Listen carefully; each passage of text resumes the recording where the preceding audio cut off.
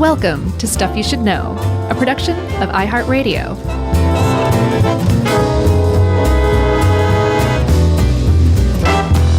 Hey, and welcome to the podcast. I'm Josh. There's Chuck.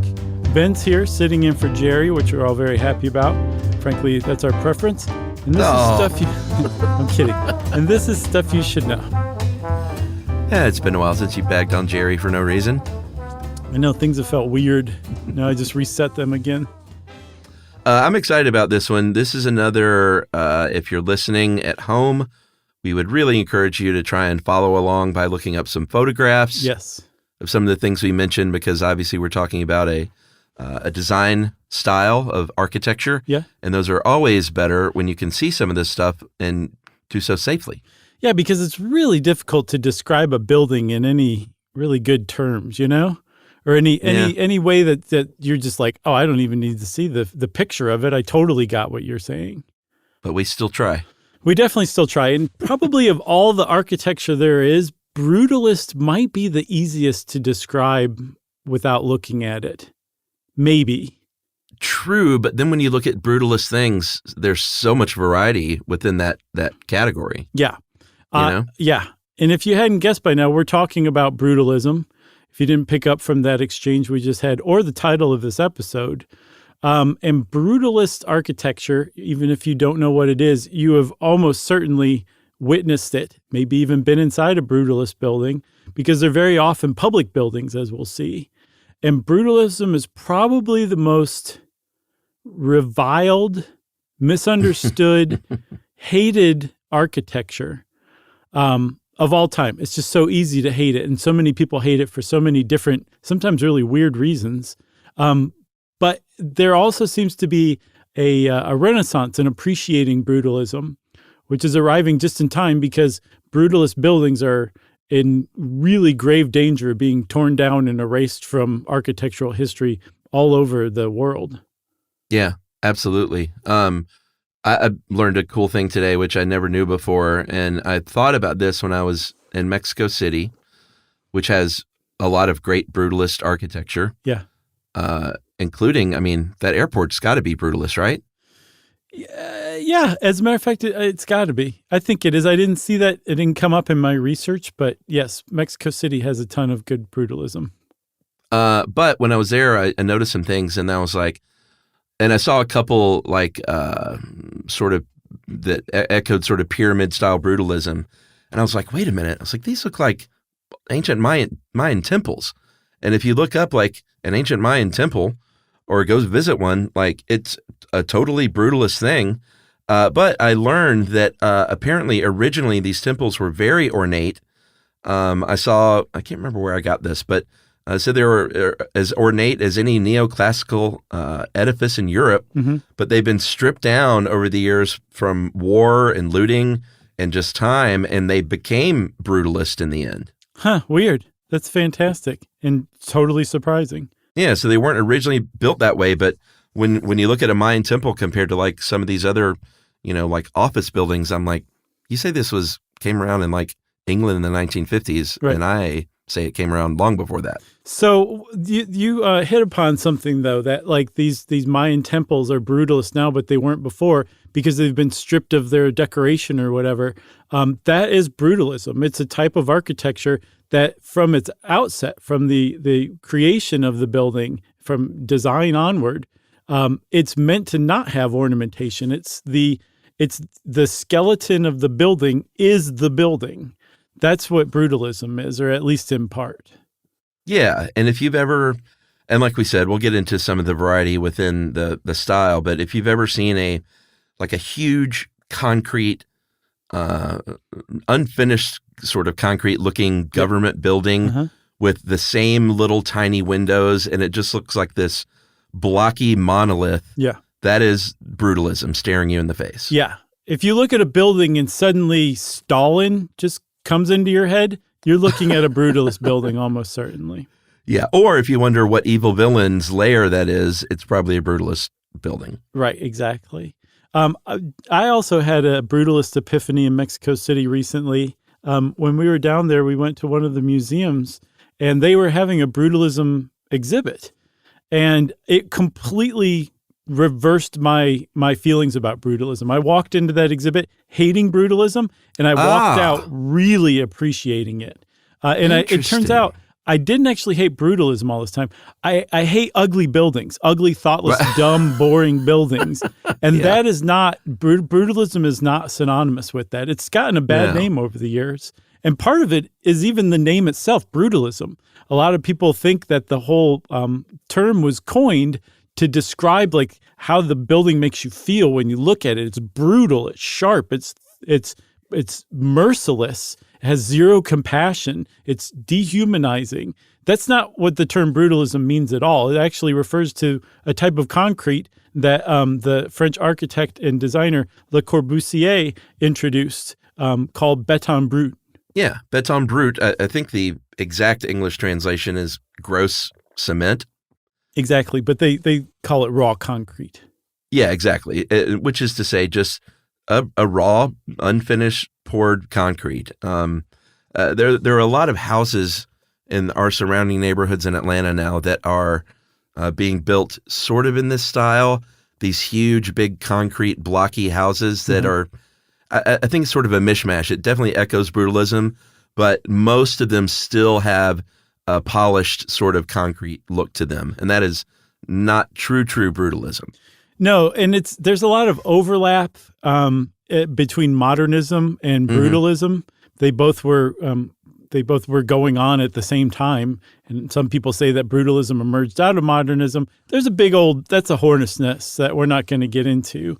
But just using exposed, unfinished concrete is not in and of itself a brutalist building. There's other elements as well that come into it. Yeah, but I think an interesting thing is brutalism isn't. I mean, you know it when you see it, but it's something that I saw this. I think it was a New York Times article that said it has always sort of lacked a really clear, well-articulated set of principles. I saw that. I didn't agree with that. I thought it was very articulated. Oh, well, I think I think what it means more is there's so much variety within those principles. You can't say it's just this, because depending on what region you are in the world, the brutalist architecture is going to look different, whether it's, Soviet Russia or post-war London or in Brazil and Latin America. Brutalism grew out of the modernist tradition. So stuff there looks quite a bit different than it does in other parts of the world. It does. I think that they all share in common a core set of principles that is brutalism. That's what I disagree with. I know that there's differences in all that. I didn't agree with that statement. I thought the New York Times got it wrong. I'm with them. I'm down. The paper of record. Well, let's talk about where this came from, huh? Yeah. Well, I mean, it came out of the post-war architectural rebuilding of so many cities around the world that were completely destroyed into rubble. And in particular, this one couple, Peter and Alison Smithson, in England, saw bombed out London. And instead of seeing, a big bombed out mess where we have to rebuild it, more ornate and grander than before, they saw an opportunity and were inspired and said, why don't we start using this rubble and build some sort of unfinished looking places? Yeah. So it's almost like they visually speaking, they used the rubble as the material to build the new buildings. And they didn't actually use that. But visually speaking, they did that. And it was, like you said, an acceptance of the current reality rather than a return to a previous reality, which is radical in and of itself. But that was essentially the Smithsons are credited with establishing brutalism as a architectural movement. Very frequently, a critic named Rainer Banham is credited with coining the term brutalism. That's wrong. He popularized it in a review of the Smithsons' work. The Smithsons used it a couple of years before Banham did, and a couple of years before that, a Swedish architect named Hans Asplund used it to describe a home that he designed in Uppsala called Via Goth in 1949. So at least as far back as 1949, the term brutalism was being used. But you kind of dug up and you had said at the outset evidence that brutalism was around before that term was ever used, right? Yeah, I mean, I think clearly they were inspired by stuff that came before them, maybe by Mayan temples and things like that. But no one was calling it brutalist, obviously, until then. And I don't think it was like a bona fide architectural movement until the post-war, sort of rebuilding. Right. And post-war, because of all the rebuilding that was going on, brutalism was widely adopted across Europe, not just in the West, but also in the Eastern Bloc, because World War II just ravaged that continent. And so a lot of countries had a lot of cities that needed to be rebuilt largely, and not just in Europe. In Japan, particularly in Okinawa, supposedly 10 to 20% of the buildings that were around before World War II were still around after. As much as 90% of the buildings were destroyed. So they had a lot of rebuilding to do. And it just so happened at the time, brutalism was this new kind of up-and-coming, frankly, beloved style of architecture. So it happened to be in the right place at the right time to become adopted around the world because all this rebuilding was going on. But the timing isn't the full explanation of the whole thing, is it? Is it? No, it's not, because it was also a time where in the sort of the 50s through the 70s, where the European nations that had colonized the world, that stuff started sort of going back the other way. And these countries were either given their country back or they were flourishing. So in Latin America, all of a sudden, there was sort of a new prosperity going on. In Africa, there was, some of them were gaining independence. Mm-hmm. And so it all timed out with brutalism. So that's why you'll see like brutalism in Africa and brutalism in Latin America and brutalism in Japan. It's really interesting. The thing is, though, is we said that modernism was in full swing at the same time. So you could say, well, why didn't they just choose modernism instead? And, a lot of them did. A lot of modernist buildings were built in these same cities around the same time. But the reason brutalism truly became so ubiquitous around the world is because it was cheap. It was mm-hmm. really cheap to make a brutalist building because they were essentially poured or slab concrete. There was no adornment to them. They were, as we'll see, brutalism takes a single unit very often, like the smallest unit, like say an apartment, and then redoes it over and over and over again. So there's a standardization of the process of the materials. So it just was, it was around at the time, and it was a very cheap alternative to other much more ornate types of buildings, like modernist buildings at the time. So that was one reason why it was so widely adopted. Yeah, and with that repeating thing, I mean, it can even just be like that airport in Mexico City with the circles. Mm-hmm. Or what was the one, the French guy, like the Habitat? The Unité d'Habitation? Yeah, I mean, if you look at that, that's another great example of these, I guess they're windows? What are they? Yeah, I think they're balconies or like patios. Oh, okay. It's hard to tell from like a distance, but it's just this repeated thing. And there's obviously a building efficiency when you're not adorning things and we're kind of repeating the same design feature over and over and over. Also, this is a time post-war where people really started moving to the cities a lot more, right. Especially in the Eastern Bloc. It's cheap. It was a cheap way to house tons of people. As far as the U.S. goes, that's when the federal government really beefed up and said, all right, we're going to take some steroids here and see what happens. Mm-hmm. And so all of a sudden you had a much larger bureaucracy, and they needed, there were more people, more employees, and so they needed these big federal government buildings. So you'll see a lot of some of the best brutalist architecture in American cities. It could be like the city library, like here in Atlanta, or like the IRS building or something, like these big government buildings. Also, one of the reasons brutalism was such a great idea for government buildings is because they're so stable and they're so immovable. And so the designers were like, well, this is going to remind people that the government is stable and you don't have to worry because the government's in control. Just look at the buildings that they operate out of. Yeah. DC has a lot of brutalist stuff, right? Yes. It's a brutalist town. If you want to acquaint yourself with brutalist architecture, just walk around DC and look at the federal buildings. They are brutalist through and through. Should we take a break? Buddy, I say we take a break, yeah. All right, because we need to go to Washington, D.C. and apologize.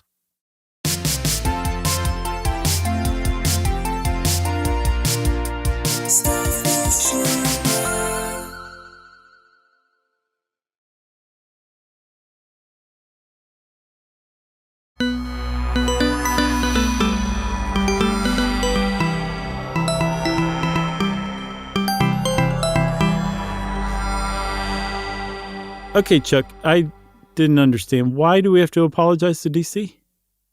I don't know. It sounded like you were saying, I know you appreciate brutalism now, but it sounded like you didn't have much love for the DC style of brutalism. No, it's not that. I've always appreciated DC because it's just so weird architecturally. Yeah. Isn't it that nothing can be taller than the Washington Monument? That's why there's no skyscrapers in DC? I think I've heard that. The monument or the Capitol building, one of the two. So yeah, it's a very low slung city, but that also is ready-made for brutalist design too, because they're often like low, wide, hulking forms as well. Yeah, you're never going to see a brutalist tower. That's not true. There are some brutalist towers, but they're very rare, very, very rare. Well, yeah, I mean, I've seen some skinny-ish apartment buildings and things, but I guess I don't know. I'm thinking in terms of like skyscrapers. Well, do they have those? The skyscrapers that we think of when we think of the cities today, those kind of came along and replaced brutalism, and starting around the 80s. Right. Yeah. So no, you wouldn't have seen that as brutalist because it just wasn't brutalist. So it's not all concrete all the time. It's obviously a very big part, that unfinished concrete, of brutalism, but you might see a little brick in there every now and then. Probably not going to be like some super colorful thing. You'll probably see some steel. Obviously some glass. I have seen, and especially in Brazil and Latin America, out of the modernist movement, incorporating wood. And I'm a big fan of like combining like cement and wood and natural things like that, natural elements with unnatural elements. Well, that's the new thing. That's brand spanking new. They call it organic brutalism, which is combining like a brutalist space with like organic touches to it. Yeah. Yeah, you'd love that. So even though I don't even know if you can say that it's not all concrete all the time. I think one of the basis of brutalism is that it's got to be concrete, right? Or are you saying like other people have experimented with other stuff and still considered brutalist? No. I just mean like that every square inch of the place isn't concrete. But that it features very, very prominently. One of the things, that's the base. Yeah, one of the things about these reinforced concrete buildings is because they were using just unfinished concrete or, unadorned concrete, they figured out interesting ways to kind of play with the concrete so that every building didn't look exactly alike. So you'll often see like vertical ripples going down long, tall columns. That's a type of concrete. There'll be like aggregate, like maybe pebbles that are on the surface of the concrete. There's all sorts of stuff they did, but if at the end of the day, it's all reinforced concrete and there's not like drywall over it. There's not like a nice paint job over it. There's no decorations or any kind of like woodwork or anything Adornment. like that. It's just right. The building itself, the point of brutalism is the building itself is allowed to stand on its own. And I saw somewhere that somebody said that if modernism is meant to be honest, then brutalism is brutally honest. Like what you see is what you get with the building. Oh, I like that. I do too. They, like you said, there's a sense of permanence to a brutalist building, and I think that's another reason why government buildings like them, because, like you mentioned, they just sort of convey this thing of like, I know you hate paying your taxes, but look at this IRS building; it's not going anywhere. Right. It sends a message. It says TS. There's some other like basic parts of the brutalist concept, Chuck, like the buildings tend to be angular, geometric, sculptural, blocky, top-heavy. The windows are very frequently deep set. They're called fortress-like. I don't know if you mentioned that one before, but it pops up almost everywhere when you're talking about what brutalism is. Fortress-like seems to be like a very, just a common description. And then we talked about them being self-repeating, right? Yeah, yeah, and that was a big reason why, because the efficiencies and the costs.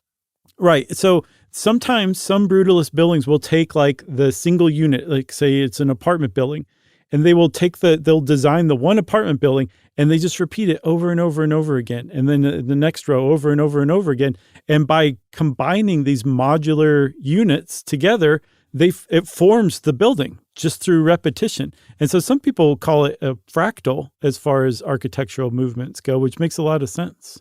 Yeah, and I appreciate it a lot, and I always have, but I get why people don't like a lot of these buildings. And I think that maybe like you, previous to Mexico City, only had in the brain like sort of one thing, which is, God, that ugly building downtown that I have to go to get my driver's license or something. Exactly. And to expose yourself to more, and we're going to talk about some famous buildings, but brutalism had a sort of a pre-hatred going on before it even became a thing. Right. The people that were, I believe it was Le Corbusier's, how do you pronounce this building again? The Unité d'Habitation. That's right. I think. So if my high school French can hold up. He designed this thing for working class families to house a lot of people, which was the whole idea. But no one wanted to live there. None of those people wanted to live there. Mm-hmm. So the intelligentsia of Marseille was like, they appreciated that architecture, and they're who moved in. Right. They said, sold. I also think it's interesting that they have been used in a lot of, as the one here that I sent you in Georgia that is so cool looking, and of all places, Noonan, Georgia, was used as, I believe, in Ant-Man and the Wasp, as the evil villain's lair from the outside. Yeah, it works. Clockwork Orange, and like just this association with evil villains or the bad guys or the communist Soviet bloc. It just sort of always had this reputation of like, you should probably hate this architecture. Also dystopian too. Like if you ever watch a movie or look at artwork set in a dystopia, if you look at the buildings, they are almost always brutalist in some way, shape, or form, often very frankly brutalist, right? Yeah. And it kind of makes sense because a lot of times dystopian settings are, well, they're set in the future or maybe they're post-apocalyptic. Yeah. And it makes sense that if any kind of building is going to survive, a brutalist building would survive far into the future or would survive an apocalypse. So it makes sense intuitively, but also I think brutalism gets used in that because it's so associated with things like dehumanization, depersonalization, that the scales that they're built on are inhuman scales. And that's ironic because, again, most of the brutalist buildings that were ever built were meant to be public buildings where you bring a lot of people together to do things like enjoy a ballet or a show or a performance or to live together as a community in like a tower or something like that. And yet the irony of it is that they're viewed as inhuman, dehumanizing rather than humanizing, which is, I think, what they were after. But it just over time, it just became associated with the opposite of that. Yeah, for sure. And if you have an evil villain in your movie, you're not going to put him in a quaint cottage.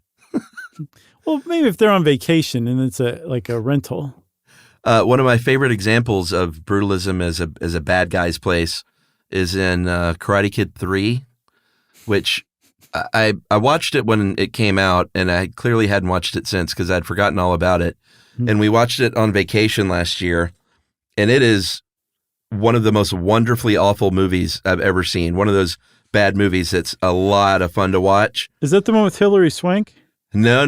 That is, I think, the next Karate Kid. Karate Kid 3 was the third of the, Daniel and Mr. Miyagi tale. Oh, wow. Okay. Where he battled the bad guy, Terry Silver, who was, I think he was a Vietnam buddy of, what's his name? I can't remember from the first Karate Kid. Oh, the sensei from the first one? Sure. Yeah. So Terry Silver's place is the ultimate brutalist bad guy lair, and it is the Ennis house in Los Angeles that was designed by Frank Lloyd Wright. Is that the Hell House or Hill House? I don't know. I mean, it's called the Ennis house. I got to look that up because I've been at some Frank Lloyd Wright houses in Los Angeles, and they're pretty awesome. Yeah, I mean, he definitely was not known as a brutalist architect, but there are a handful of his designs, and if you look at Ennis House, it is like super brutalist. And then when I was in Tulsa, Oklahoma, I saw the West Hope House in Tulsa. Frank Lloyd Wright, also I think if not purely brutalist, fairly brutalist. And then like you look at the Guggenheim. The Guggenheim is sort of brutalist as well.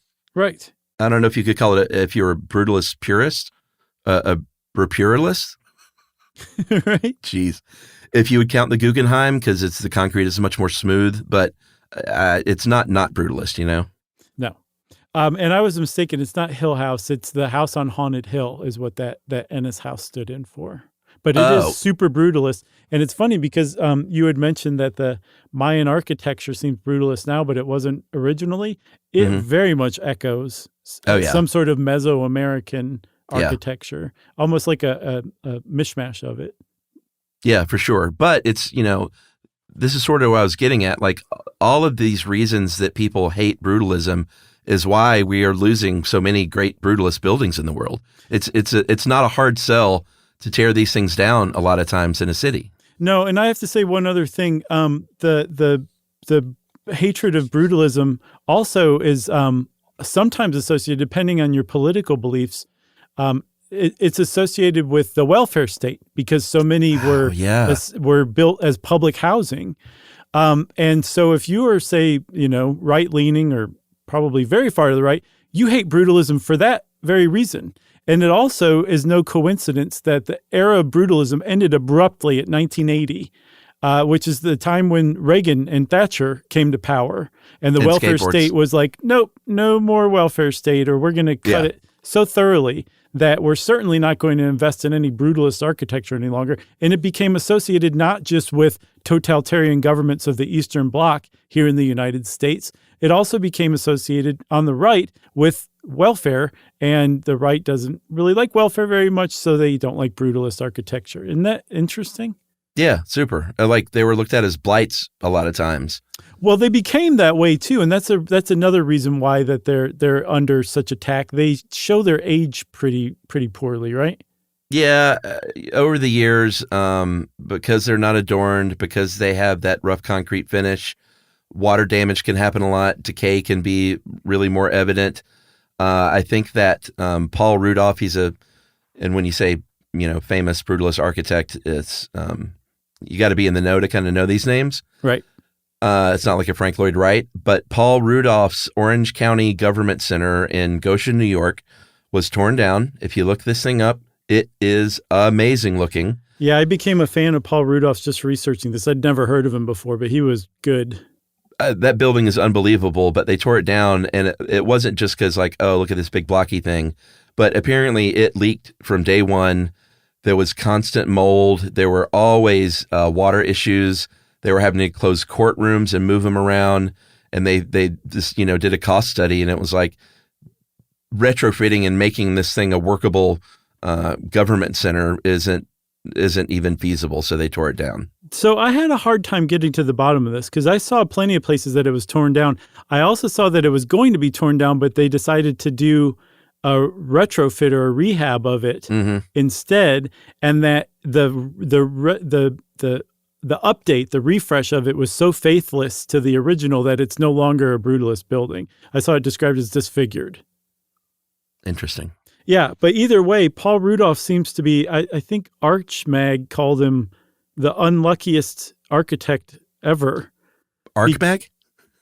Is it Arch or Arch? Is it architecture? Well, why don't you just call it ARC Mag then? Why do you have to add the H and make me look stupid in front of everybody? I'm with you. I think it's kind of an awkward name.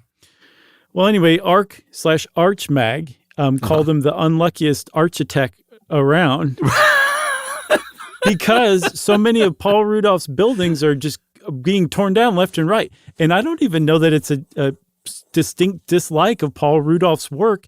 I think it's just people are tearing brutalist buildings down, and his happened to be being torn down at a faster rate than other architects' brutalist buildings. And I know we're going to get email from someone who works at that magazine that's like, Chuck doesn't know what he's talking about. We call it Arc Mag. Right, exactly. Josh was right. Arch Mag.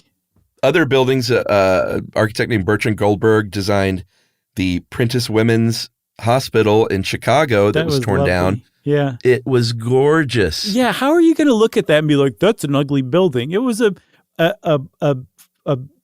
elevated clover made of concrete. It was gorgeous for sure. And at the very least, even if you don't think these buildings are gorgeous, I get that, but they're admirable for sure. Like they're amazing achievements for sure. I just don't think that they're ugly across the board. I think there's plenty of amazing brutalist buildings out there. Oh, totally. It also doesn't help that, and I think you found stuff from Jessica Stewart in My Modern Met and Begonia Bescos, great name, in Arca magazine, that's a lot easier, that they both talked about the fact that these are basically, that they can be kind of a symbol of human abandonment, is what they said in Arca magazine. And if it starts to decay, it's got these big open, bare concrete walls. So like, obviously, vandalism is just going to be, it's a perfect canvas for something like that. And I think Jessica Stewart's the one that said they basically symbolized urban decay at one point and economic hardship. Right. Yeah. That failure of the welfare state. And because they show their neglect so readily, because they're unadorned, because they're exposed concrete, they stood as symbols of like, yeah, look how what a bad idea welfare is. Like just like this building is like a symbol of that. And by the way, I've been pronouncing it Airsa magazine. Oh, is that not right? All right, I think we should take a break. We're going to call these magazines up and get the record set straight, and we'll be right back after this.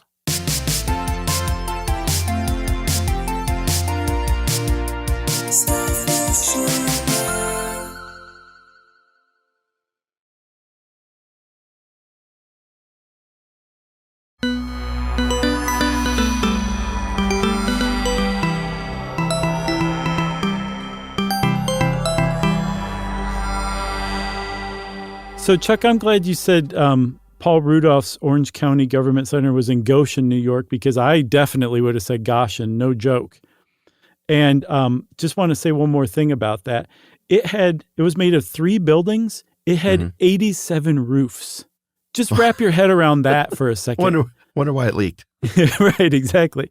But that's just wonderful. Look up some of Paul Rudolph's work, and you're going to be like, this is super 70s awesomeness. Like, that guy was talented.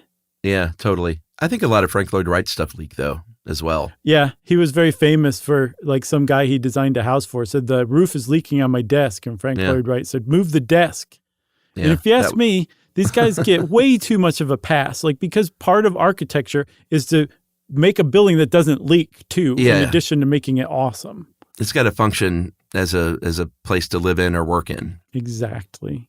When we were in Mexico City, we went with our 2 friends, Mitch and Patrick, who are architects and designers. Love and those guys. I was explaining that to them too, and they're like, "Yeah, it's absolutely true." I was expecting pushback or whatever. They're like, "No." Like people do give famous architects way too much of a pass, especially former legendary ones. Hopefully, I didn't just get Mitch and Patrick in trouble. I don't think so. Okay, they're out of the club now. Right. So if you're, as far as brutalism coming back, it is coming back in certain ways. They're definitely, even if you don't have like let's say you have like a modern house, or even not a modern house, you can decorate your interior in a little more brutalist style. And, sometimes just a touch or two of that kind of thing can really give you what you're looking for. I'm not a big fan of that. Our How Stuff Works office used to be, new brutalist interior design. It kind of checked the boxes. Yeah. I was never comfortable there. No, I mean, isn't every office that's got concrete walls and exposed air ducts and Edison bulbs, they're all sort of new brutalist, right? Kind of, yeah. And also it seems like little geometric pattern copper knickknacks on shelves that float that don't really serve that much of a purpose. They're just decorative. I don't like that either. We had that great mural, though. Really warmed that that place up, remember? It did. I wonder what happened to that because we're not in that building anymore, but surely they preserved the mural. And that question mark table, where the heck is that thing? I don't know. Oh, in my Lord. space, I think. Yeah. Here, though, in the 2020s, brutalism as an actual architectural style is making a bit of a comeback. Yeah. Like I said, I've seen quite a few houses in the neighboring neighborhoods that are, some are just sort of like, hi, we're a blocky house. So that's more modern, but there are a couple that are true brutalist, like concrete layers, it looks like. There was a triumphant brutalist refurbishment here in Atlanta back in 2018. The Central Atlanta Library in downtown was designed by Marcel Breuer. Amazing building. But apparently that was the last work that Breuer completed before he died.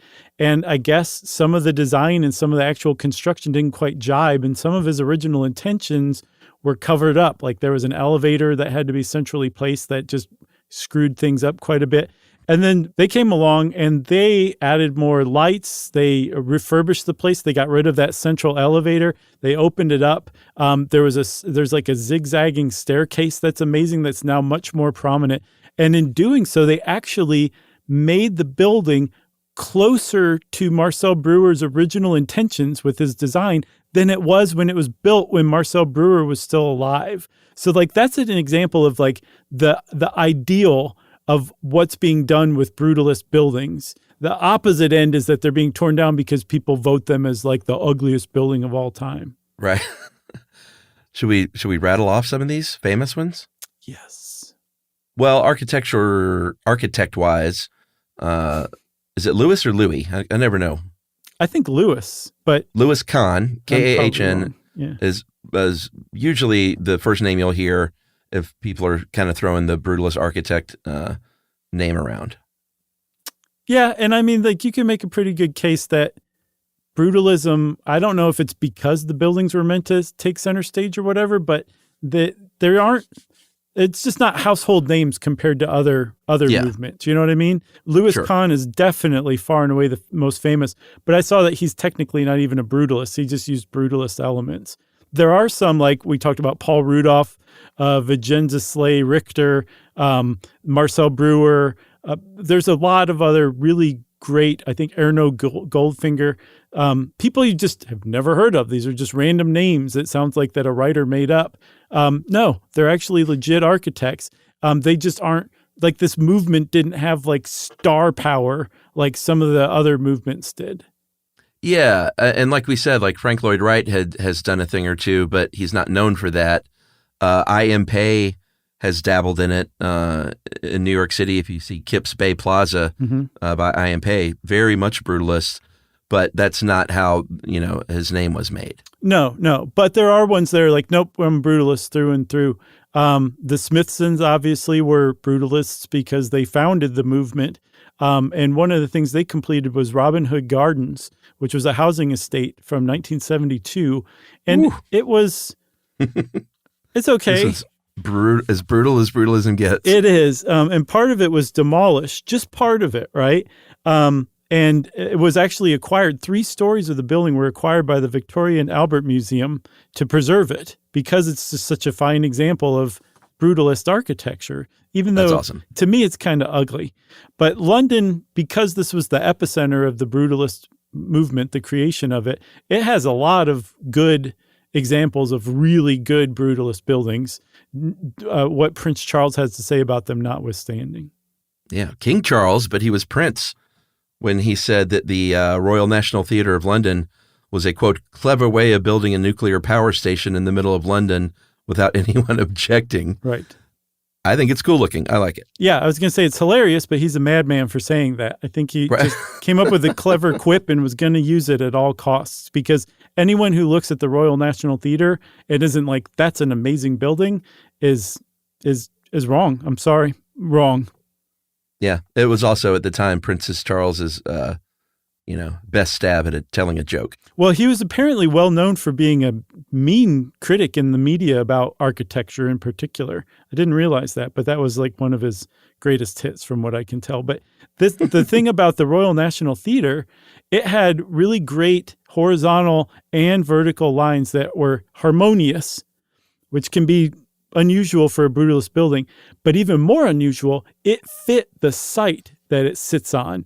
It's not imposed like every other brutalist building of all time. If there's ever been a brutalist building that fit the site, that Royal National Theatre is it. Yeah, for sure. For my money, if you want to have your socks knocked off by a blocky architectural gem, then you should go to Montreal and look at Safdie's Habitat 67. It was built for the 1967 World's Fair there in Montreal, and it is super cool looking. It looks like something a child might build out of building blocks. I've got one, the Peace Center in Hiroshima.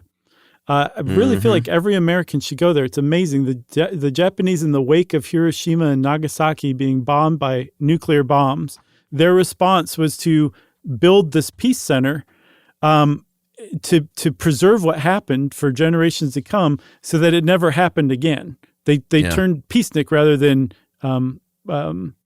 retributive or vengeant. It's a pretty amazing response if you think about it. And so it's a pretty amazing center. And Kenzo Tange, who was a student of Le Corbusier, started it in 1950.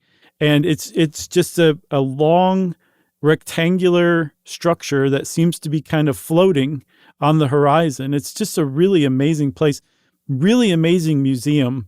It just has it gets you in ways that like I'd never been gotten before. Just 5 years after the bomb was dropped too. So that like, how heavy was that still in the air, Yeah. And I mean, in Hiroshima, like it's a part of the town. Oh, like, sure. They preserved a bank that was just completely wasted, but the frame was still there. It's preserved. They built a fence around it, and the blocks are still where they landed after the bomb was dropped. Like they didn't touch it after that. They just cordoned it off, and now it's part of the museum. Entire parts of the city have become part of this living outdoor museum. It's just amazing. Man, Japan, it's got to happen for me one day. Yes, it does. And seriously, go to Hiroshima. It's really something. Yeah. It's also a really cool town too, in addition to the whole museum segment of it. Right. If you go to Tunisia, in Tunis, the Hotel du Lac, and if you look at that building and you say, man, if you chopped off the back of that thing, that would be a sand crawler that the Jawas rode around in Star Wars. Right. Then you would probably not be surprised to know that, and supposedly inspired George Lucas. I say it had to have been, because when you look at that building, it looks just like that thing, that inverted pyramid, 416 rooms over 10 floors. It's really something, and inverted pyramids are sort of a brutalist thing as well, but it's a great example. Yeah, and I mean, it was opened in 1973, and he was there shooting in years later, so it was definitely there. In Tunis while he was there. So I buy that. Totally. One of the most famous brutalist buildings in the United States, if not the world, is the Geisel Library at UC San Diego. It was originally called the Central Library, but Ted Geisel, Dr. Seuss's widow, Audrey, donated $20 million, and the university said, let's just rename it in honor of you and Ted. Well, she said $10 million, and they kept the name, and she was like, 15? Right. And then she said, what do I got to do to get our name on the front of that thing? Right. This building is amazing. I mean, and this is, again, is an example of how, like, just sort of the variety that you can find in a brutalist building when you look at this compared to the Robin Hood Gardens building in London. Right. Yeah, this one really prominently makes use of glass, which can be rare for a brutalist building. Super and cool. Yet when you look at it, you're like, that is a brutalist building. It's just an amazing, beautiful brutalist building. Yeah, I love it. Can't wait to go back to Mexico City and see some of that stuff. For sure. Also, I would strongly advise anyone not to make a drinking game out of how often we say brutalist in this episode, because we said it a lot. They already have drinking games. I saw all that stuff on Reddit. I know, but don't do this one because you would die.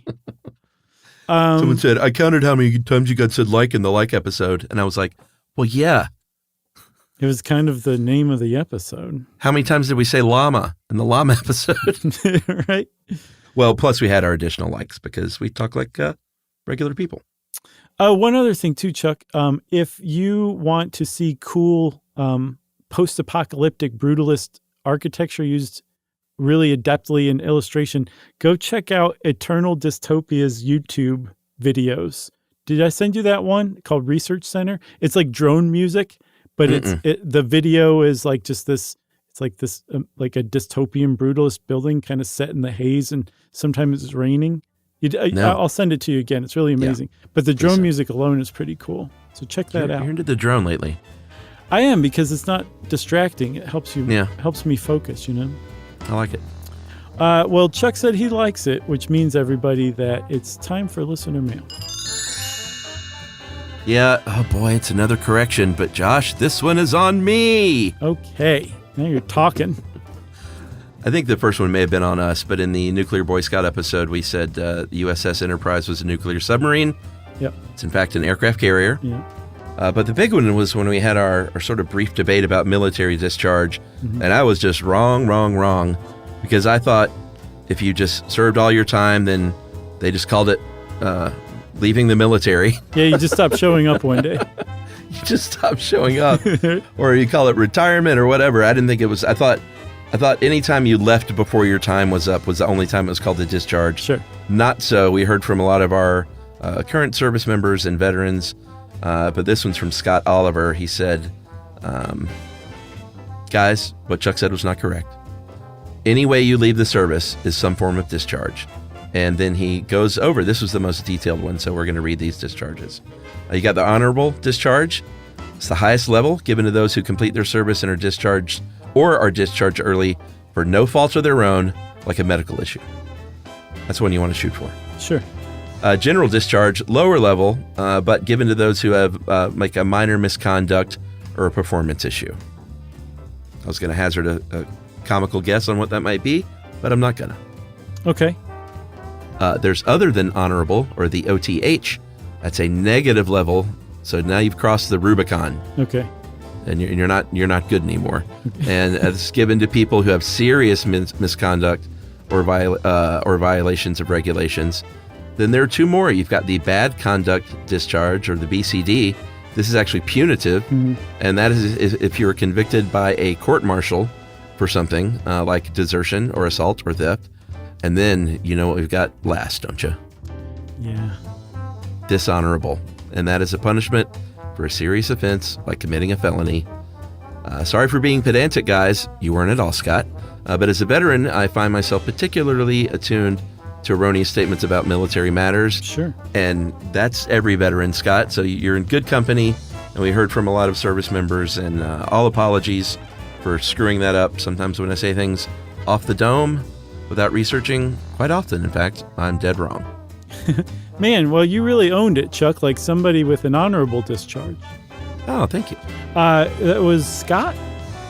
Scott Oliver. Thanks a lot, Scott. You weren't pedantic at all. Chuck's right. That was very nicely put, and we appreciate being schooled.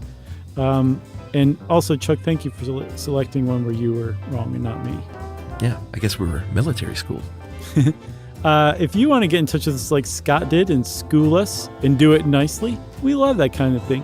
You can send it in an email to stuffpodcast@iheartradio.com. Stuff You Should Know is a production of iHeartRadio. For more podcasts from iHeartRadio, visit the iHeartRadio app, Apple Podcasts, or wherever you listen to your favorite shows.